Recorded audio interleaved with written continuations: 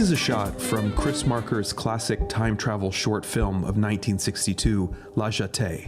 It's not a screenshot, mind you. It's a full shot, a still image, a photograph, one of 422 photos that make up the entirety of this 28-minute movie, or photo novel, as Marker called it. La Jetée tells the story of a man being held captive underneath a Paris destroyed by World War III, where he becomes a guinea pig in time travel experiments. It turns out the protagonist can time travel successfully because of a really strong memory from his childhood, where he saw a mysterious woman on the pier at the Orly airport and a man being shot dead. This is the memory that opens the film. The scientist's goal is to send the protagonist to the future, but they practice by sending him to the past, where he develops a relationship with that woman from the pier. After multiple trips and trials, the scientists learn what they need to send him to the far future, where he meets advanced humans who give him the tools to restore the Earth of his own time. Unfortunately, now that he's no longer useful, the scientists plot to kill the man upon his return. The advanced humans very nicely offer to bring him back to the future, but he wants to be sent to the past instead, to that moment on the pier. The scientists chase him in time, and, well, it turns out that the man who he remembers being shot dead on La Jetée was himself. If this story sounds familiar, it's because it was an inspiration for Terry Gilliam's 12 Monkeys, and its DNA can be felt in several famous time travel and science fiction stories that came after. Of course, what separates La Jetée from the others is Marker's choice to use still images. Actually, that's wrong, because, well, when you think about it, Terry Gilliam is using still images too. It's just that he's using 24 still images every second, while Marker uses, on average, one image every 4 seconds. The rapid rate of images in 12 Monkeys and pretty much every other film creates the illusion of movement in our minds. The connection we make between frames is involuntary. Our brains automatically stitch them together. Marker slows down that rate, really slows it down, so that the connection ceases to be automatic. The voiceover guides us, but we have to do the stitching consciously. We're also forced to sit with every frame. And what do we notice about those frames? We notice that they are dead. All movement is gone, and we're left with these lifeless fragments of time, an appropriate thing in a world obliterated by war. Marker shows us that the movement of moving pictures, even though it resembles life, is illusory. It's really just another form of memory, and memory is always fragmentary and lifeless, reanimated only by the meaning we impose on it from the present, like the narrator of La Jetée, who organizes these photos into a coherent story. But it goes deeper than that, because this is a stable time loop story, suggesting that what happens was always going to happen. The protagonist sees his own death as a child, and by virtue of him seeing it, this future is inescapable. These kinds of stories suggest that all time is fixed, that every moment exists simultaneously, like all the moments of a movie exist on a film reel. The future, in some greater, higher sense, is already the past, already a memory. The main character of La Jetée is trapped in time. In this deterministic universe, choice is as illusory as the movement of film. The cruel irony is that time travel is usually imagined as a form of power, the power to escape linear time, to change history. But time travelers in stable time loop stories discover again and again the exact opposite. They are more powerless than they ever imagined. Looking for possibility, they instead find fate. For this reason, Marker's film is a humbling one. It suggests that our lives are, in some profound sense, static, frozen like the long dead animals in the museum that the protagonist and the woman visit on their final date.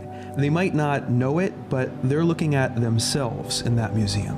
And we might not know it, but we're looking at ourselves in this film. Now, if that seems depressing, well, that's because it is. But Marker does offer us a consolation. It doesn't come at the end of the film, but in the middle. You see, I lied earlier when I said that this film is made up entirely of still images. There is one shot, just one, that moves, preceded by a series of fades that get closer and closer to movement. The woman's face, for just a second, comes to life. It is in the running for the most poignant bit of motion in all of cinema, and it's the slightest bit of motion you can possibly imagine. What I think Marker is saying is that love, human connection, somehow transcends, somehow escapes the trap of time. It may be cliche to say that, but there is nothing cliche about the way Marker shows it here. It's shocking to see, so shocking that it's only later you realize that this second of motion wasn't really motion at all, just 24 photos in sequence.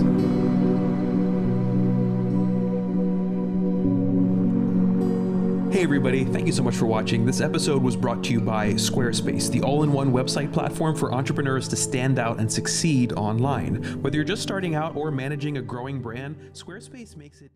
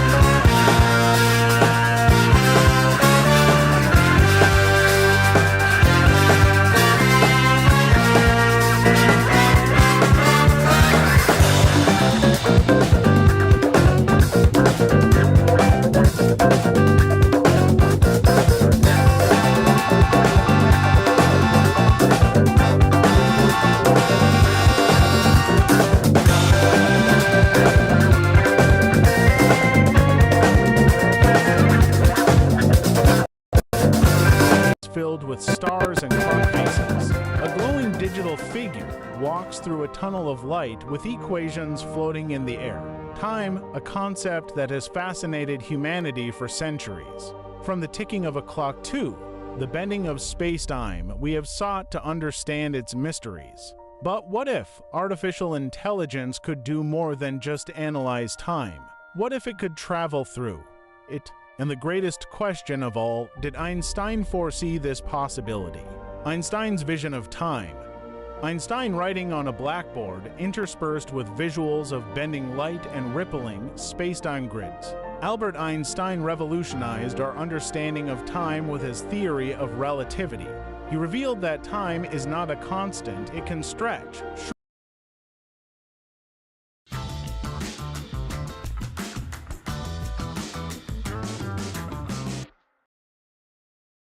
shrink, and even stop under the right conditions. Einstein's insights into time dilation and space-time geometry laid the foundation for much of modern physics.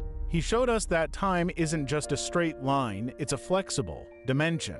Now, imagine transition from Einstein's handwritten equations to modern AI. Simulations of space-time. But what Einstein couldn't have imagined was the rise of artificial intelligence, possibly a force capable of processing and predicting the fabric of reality itself. The role of AI in understanding time. A supercomputer generating a 3D model of space-time, its glowing nodes pulsating with data. AI has already reshaped how we perceive the universe. By analyzing vast datasets, it decodes patterns in the stars, predicts events on Earth, and even simulates the past. But could it go further beyond mere analysis into the realm of time travel? AI doesn't experience time like humans do. It processes events in milliseconds, reconstructing timelines and simulating future outcomes with stunning precision. In essence, it already travels through time in a computational sense. AI algorithms reconstructing historical events and projecting possible futures overlaid with glowing holographic clocks. Theories of time travel, a black hole spinning, sending ripples through spacetime. AI models overlay Einstein's equations on the scene. Time travel, once confined to science fiction, is now a subject of serious theoretical debate. Wormholes, cosmic strings, and time loops, concepts born from Einstein's equations, are now being modeled by AI with astonishing accuracy. With AI, we can simulate conditions that might allow time travel, like the creation of traversable wormholes. The question isn't if it's possible, but whether we could harness it safely. A wormhole forming in an AI-generated simulation with digital particles flowing through it like sand in an hourglass. AI's role in time manipulation. An AI interface controlling a holographic timeline with key moments in history. Imagine an AI capable of not just understanding time but manipulating it. Could it revisit the past to correct mistakes or predict the future with perfect accuracy? And if it could, would we dare to use it? Or simply traveling time and trying to improve future events? AI might one day allow us to create time mirrors, digital reconstructions of the past so accurate they feel like stepping into history. But the real leap would be using those models to influence the future. AI models overlaying historical footage, reconstructing lost civilizations in stunning detail, and cooperate with lab researchers with astonishing outcomes. But this power comes with dangers. Manipulating time, even digitally, could lead to unintended consequences, echoing Einstein's own warnings about the unpredictability of nature. Did Einstein know? Imagine Einstein sitting in deep thought, his handwritten notes glowing as AI overlays, add digital complexity. Einstein was fascinated by the concept of time, but he was also cautious. He believed that understanding the universe came with great responsibility.